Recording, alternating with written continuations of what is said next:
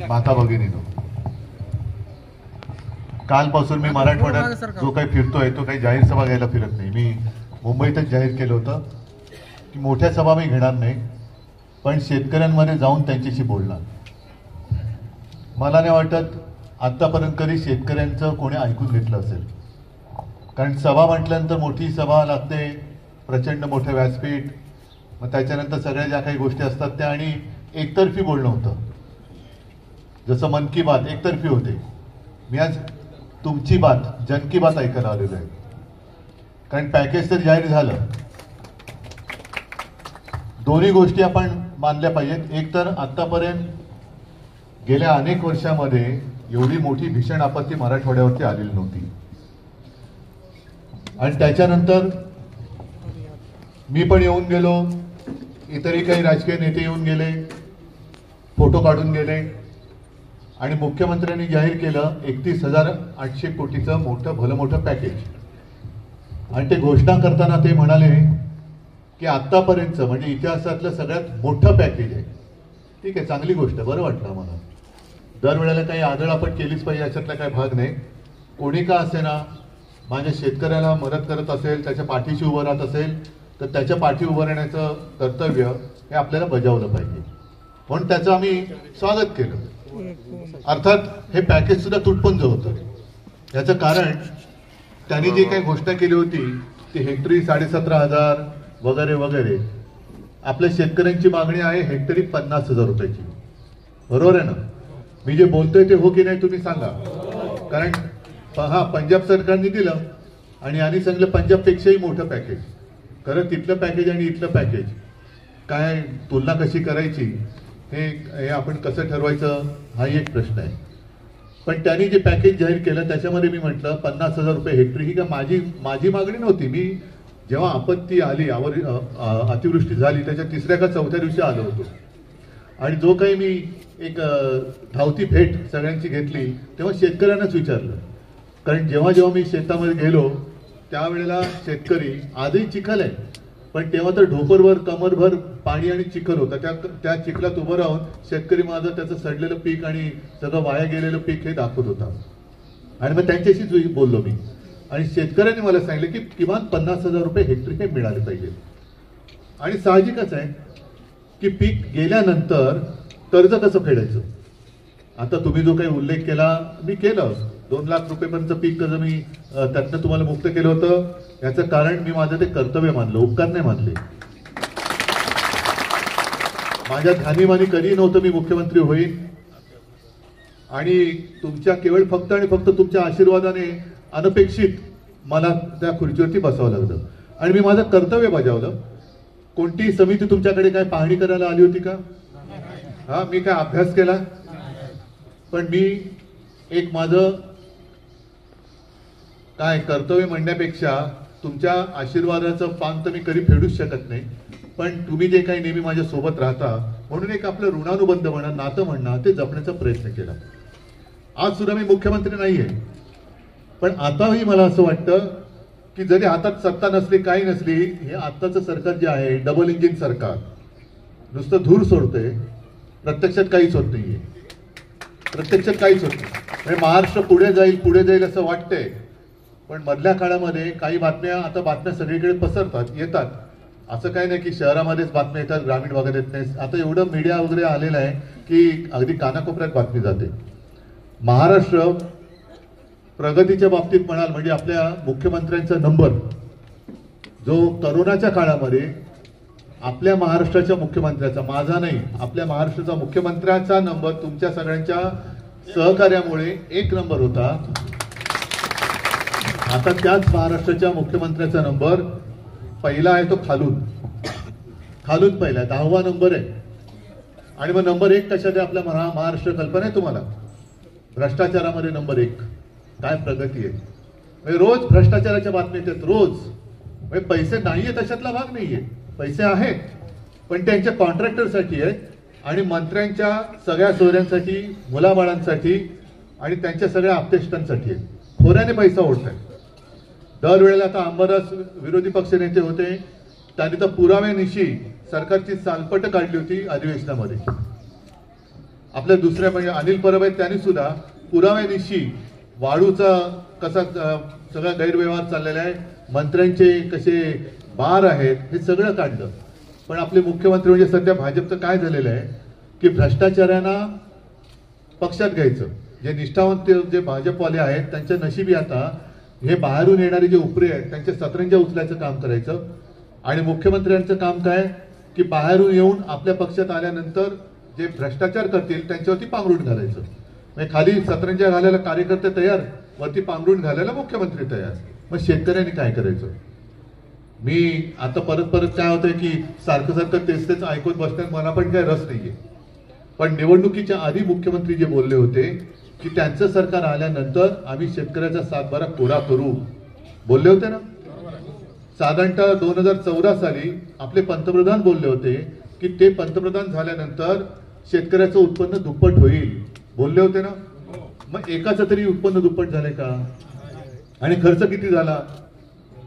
खर्च दुप्पट झाला. उत्पन्न आता तर काय पीक विमा योजना, किती जणांना पीक विम्याचे पैसे मिळाले? अरे काही जणांना मिळाले. देऊ पुरावा तुम्हाला? पुरावा देऊ काय? हे बघा पुरावा देतो तुम्हाला. त्याचं सगळं इकडे कॉपीज घेऊन आलेले आहे. विम्याचे पैसे मिळाले नाहीत असं म्हणणाऱ्यांना मी पुरावा देतो. या व्यक्तीला 6 रुपये मिळालेले आहेत. 6 रुपयाचा विमा. उत्पादन खर्च किती? त्याच्यानंतर विम्याचे अर्ज भरायचे पैसे किती? पिकाचा साधारणतः तुम्हाला किती हमी भाव मिळाला पाहिजे होता आणि प्रत्यक्ष विम्याचे पैसे मिळत आहेत किती? विमा मिळण्याचे ट्रिगरच जर का काढून टाकले तर नुकसान भरपाईचे पैसे मिळणार कसे? आता जे काय मुख्यमंत्री फिरतायत, मी मगाशी माझ्या शेतकऱ्यांच्या बैठकीत हेच सांगितलं की मुख्यमंत्री जे बोलले होते, मी मुख्यमंत्री असताना आपत्ती आली होती आणि तेव्हाही अतिवृष्टी काही ठिकाणी झाली, सतत धार पडत होती आणि तेव्हा देवेंद्र फडणवीस तत्कालीन विरोधी पक्षनेते जोरजोरात सांगत होते ओला दुष्काळ जाहीर केलाच पाहिजे बोलले होते ना. आणि मुख्यमंत्री झाल्यावर काय म्हणतात? ओला दुष्काळी संज्ञाच नाहीये. निवडणुकीच्या आधी म्हणाले होते आमचं सरकार आलं तर 7/12 कोरा करू. आता म्हणतात योग्य वेळी आम्ही कर्जमाफी देऊ.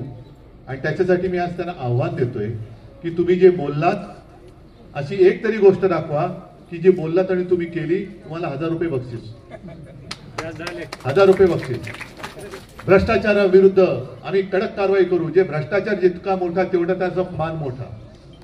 आता सुद्धा काल परवाकडे अंबादास तुम्ही काही ट्विट केलेले. मला काय कोणाच्या मुलाबाळांच्या मागे लागायचं नाही. माझी ती नीती नाही, माझी वृत्ती नाही, माझ्यावर ते संस्कार नाही. पण मुख्यमंत्री काय करतायत? एक प्रकरणं ही येत आहेत कशी बाहेर? कोण सोडते बाहेर?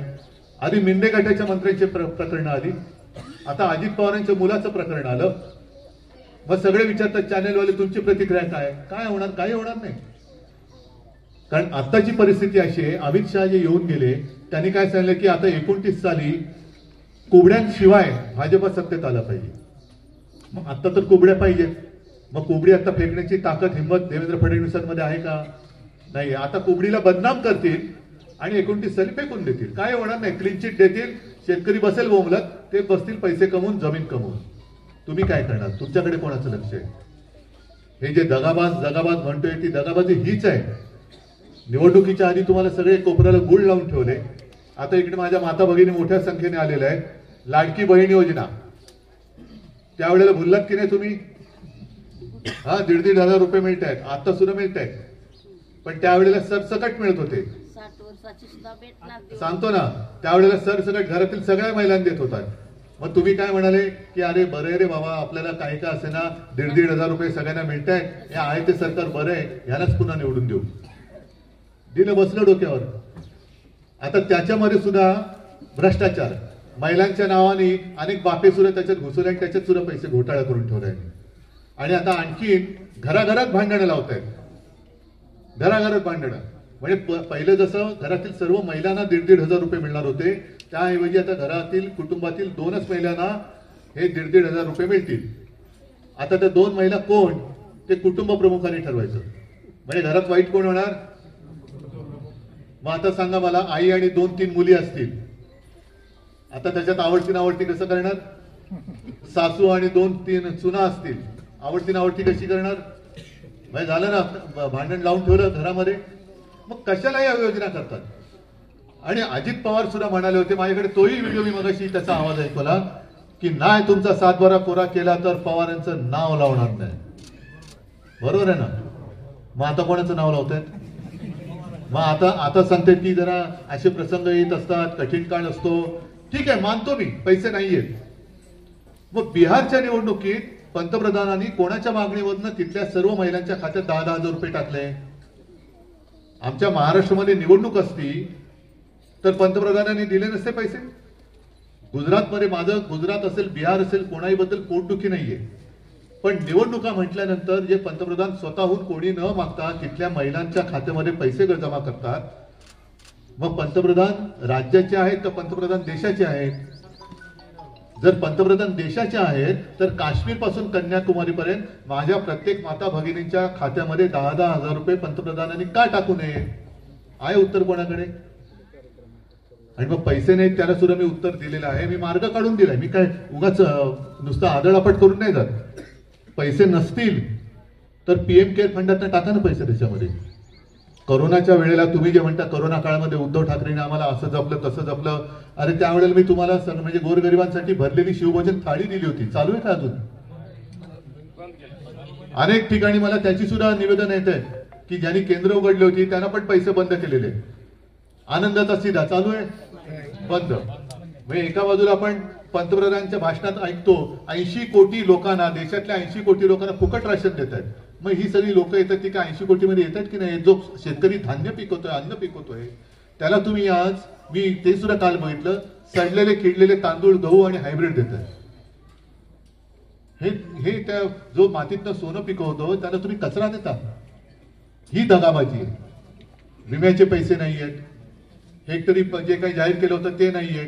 बरं, ज्याची जमीन खरडून गेले त्याला 3.5 लाख रुपये हेक्टरी देणार होते, केले ना घोषणा? किती मिळाले? 3.5 रुपये तरी मिळाले. खरडून जमीन गेले त्याच्यासाठी माती कुठून, कोण देणार आहे माती? कोण माती देणार आहे? मिळते माती. मग हे तुम्हाला जरा कळते की नाही का? कोपऱ्याला गुळ लावला, आता पुन्हा निवडणुका येत आहेत.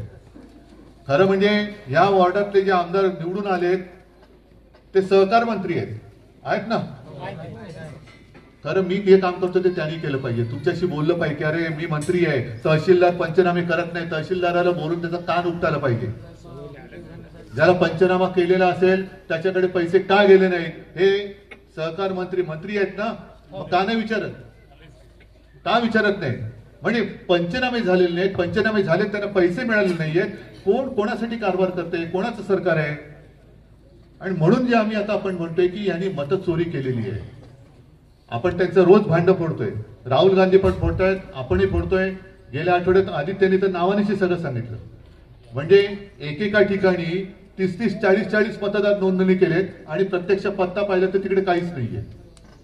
एका घरामध्ये 30 जण. तिकडे गेल्यानंतर ते घर कोणाचं, ते एक महिला होती ती बोलली आम्ही भाड्याने राहतोय, हे कोण आहे ते आम्हाला माहितीच नाहीये. कसं चालणार असं? म्हणजे पक्ष चोरतायत, सगळं चोरतायत, मतं चोरतायत. बरं, मतं चोरून राज्य करतायत तर न्याय तरी द्या ना. न्याय पण देत नाही. जर तुम्हाला न्याय मिळाला असता तर मी कशाला फिरलो असतो? आज जे मी काम करतोय, ठीक आहे, माझ्यावरती टीका करा, मुख्यमंत्र्यांना सांगतोय की जरूर टीका करा, मला त्याचं काही होणार नाहीये, कारण तुमच्या टीकेपेक्षा मला यांचे आशीर्वाद आहेत ते माझे, ते मोठे आहेत, हे माझं कवच आहे. मी ज्या वेळेला एखादा शब्द देतो तेव्हा मी मागे फिरत नाही. मी आज तुम्हाला जे सांगितले की जोपर्यंत तुम्हाला न्याय मिळत नाही तोपर्यंत सरकारला मी सोडणार नाही. पण हे आम्ही करतो. सगळे माझे सोबत माझे शिवसैनिक तुमच्यामध्ये सुद्धा बसलेले आहेत. मी शिवसैनिक म्हणतोय, नेते नंतर, नेते तर आहेतच, पण मुळात हे सगळे खैरे साहेब, अंबादास, सगळेच रोहिदास वगैरे हे आपले शिवसैनिक आहेत, शिवसेना प्रमुखांचे शिवसैनिक. आम्ही लढू, तुमच्यासाठी लढू. तुम्ही साथ देणार की नाही? तुम्ही सोबत राहणार की नाही? नाहीतर आम्ही हवेमध्ये तलवार फिरवणार. कोणी विचारलं कोणासाठी फिरतोय, हे काय मागे बघतो तर कोणीच नाही. तसं नाही चालणार. ही जीवन मरणाची लढाई आहे. अन्नदाता आज संकटात आहे आणि घरातल्या अन्नदात्याला तसाच सोडून मुख्यमंत्री बिहारमध्ये प्रचाराला जात आहेत. पटते तुम्हाला? बिहारमध्ये ही परिस्थिती का नाही सांगत की माझ्या राज्यामध्ये आपत्ती आले, मी एक घोषणा करून त्यांना फुकट कोपऱ्याला गुळ लावून आलोय आणि इथे सुद्धा गुळ लावायचंय म्हणून आम्हाला मतं द्या, असं बिहारमध्ये का नाही सांगत? म्हणजे इथे वाटेल ते झालं तरी चालेल आणि तुम्ही हे दुनियादारी करत फिरणार. आज मी तुम्हाला सांगतोय, तुमच्यासाठी आम्ही संपूर्ण पराकाष्ठा करू, विधिमंडळामध्ये सुद्धा आवाज उठवू, सगळं करू. एक मोर्चा काढून झालाय, तहसीलदाराच्या इकडे मोर्चाने जायचंय, विमा कंपन्यांवरती मोर्चाने, ते सगळं करू. पण तुम्ही एक निश्चय आता केला पाहिजे. मुख्यमंत्र्यांनी जेव्हा निवडणुकीच्या आधी सांगितलं होतं की त्यांचं सरकार आलं तर तुमचा 7/12 कोरा करू, आता विचारलं तर सांगतायत की आम्ही योग्य वेळेला 7/12 कोरा करू. आता त्यांनी मुहूर्त कुठला काढलाय? जून. चालतोय तुम्हाला? मला काय हरकत नाही. 30 जून चालतोय तुम्हाला? आता आता आता मतं मागायला येतील परत. आता सहकार मंत्री आणि सगळे त्यांचे चेले चपाटे मतं मागायला येतील निवडणुका लागल्यावरती. आणि कर्जमाफी अरे जून मध्ये करणार आहे. मग तुम्ही काय म्हणणार? जून मध्ये होणार आहे कर्जमाफी, मग आता मतं द्या. त्यांना सांगायचं जोपर्यंत कर्जमाफी होत नाही तोपर्यंत आम्ही तुम्हाला मत देत नाही. आहे एवढी हिंमत, एवढी ताकद आहे? कारण मोदीजींनी जसं नोटबंदी केली होती, या नोटबंदीचा फटका माझ्या माता भगिनींनी जास्त बसलाय. कारण त्यांनी घरादारासाठी अगदी ऐन वेळेला काही पैसे लागतात म्हणून पैसे लपवून ठेवले होते, बरोबर ना? डाळीच्या डब्यामध्ये असेल, कुठे इकडे तिकडे डबे, तेही तुम्हाला तिकडे भरायला लावले, बरोबर आहे? शेतकऱ्याला सुद्धा रांगेत उभं राहून त्याचे पैसे भरायला लावले. मग त्यांनी जशी नोटबंदी केली तशी तुम्ही मतबंदी करू शकता की नाही करू शकत? मग मतबंदी करणार की नाही करणार? जोपर्यंत त्यांना तुम्ही गुडघे टेकायला लावत नाही तोपर्यंत तुम्हाला न्याय मिळणार नाही. आंदोलनं होत राहतील, पण आंदोलनं केल्यानंतर काय होईल? अरे आज मोर्चा होऊन गेला रे, उद्याचं उद्या बघू. नाही, त्यांना आता गावामध्ये येतात क्षणी सांगा, आलास चहा बी पी, गुळ पाणी घे आणि गपगुमान जा, तुला मत काय मिळणार नाही. बाकीचा लढा कसा उभारायचा ते आम्ही उभारू. आणि ही सगळी ज्या काही व्यथा आहेत या चॅनलच्या माध्यमातून आता जगासमोर गेलेल्या आहेत, देशासमोर गेलेल्या आहेत. म्हणून मी तुम्हाला बोलतं करायला आलो. कारण मी नुसतं बोलणं, आम्ही कोणी बोलणं, लोक काय ते काय म्हणतात हे बोलणार कारण हे विरोधात आहे. पण प्रत्यक्ष माझा शेतकरी काय बोलतोय, माता भगिनी काय बोलतोय हे दाखवण्यासाठी म्हणून मी आलो. तुम्ही काळजी करू नका, फक्त निश्चय खंबीर राहा. संकट येतात, संकट जातात, तसं हे सरकार आलेलं आहे, सरकार पण जाईल. सरकार घालवावंच लागेल. कारण महाराष्ट्र हा कधी दगाबाजांचा होऊ शकत नाही. महाराष्ट्र हा निष्ठावंतांचा आहे आणि इथलं सरकार सुद्धा निष्ठावंतांचंच असलं पाहिजे. दगाबाजी करणारं सरकार हे आपल्याला आज न उद्या घालवावंच लागेल. पण ते जाण्याच्या आधी त्याला मतबंदी करून गुडघ्यावरती आणावंच लागेल. मी आणि पूर्ण शिवसेना ही तुमच्या सोबत आहे. तुम्ही सुद्धा आता जसे जमलेला आहात तसेच एका निश्चयाने आणि हिमतीने सोबत राहिला तर आणि तरच आपल्या मागण्या आपण मान्य करून घेऊ शकू. आणि मला खात्री आहे की शेतकरी जेव्हा एखादी गोष्ट ठरवतो तेव्हा तो केल्याशिवाय राहत नाही.